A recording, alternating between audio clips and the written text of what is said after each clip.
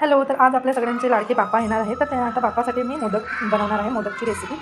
तर रव्यापासून मोदक बनवणार आहे. तर चला मग रेसिपी बघूया. तर मी एक पॅन घेतलेला आहे, ह्यामध्ये आपल्याला तूप टाकायचं आहे. त्या तुपामध्ये आपल्याला रवा भाजून घ्यायचा आहे. तर 1 वाटी हा रवा घेतलेला आहे मी. 1 वाटी छान चाळून मी रवा हा घेतलेला आहे. तर कमी फ्लेमवर आपल्याला हा छान भाजू द्यायचा आहे सोनेरी रंग येईपर्यंत. आणि 1 कप त्यात पाणी टाकायचं आहे.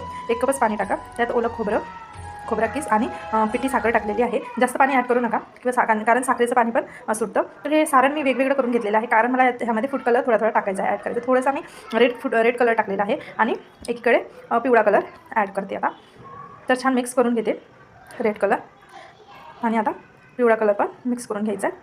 आणि हे 2 सारण एकत्र म्हणजे वेगवेगळे करून आपल्याला हा मोदकचा साचा आहे, त्या साच्यामध्ये आपल्याला हे सारण भरून घ्यायचं आहे. तर बघा, अशा प्रकारे आपले छान मस्त मोदकचा आकार तयार होतो ह्या साच्यामुळे. तर अशा प्रकारचे आपल्याला वेगवेगळ्या कलरचे आपल्याला मोदक बनवू शकतो आपण. इथे मी 2 कलरचे पण मोदक बनवलेले आहेत.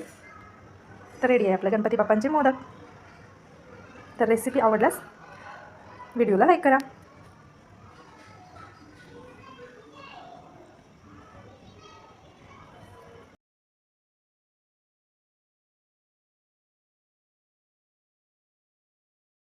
थँक्यू.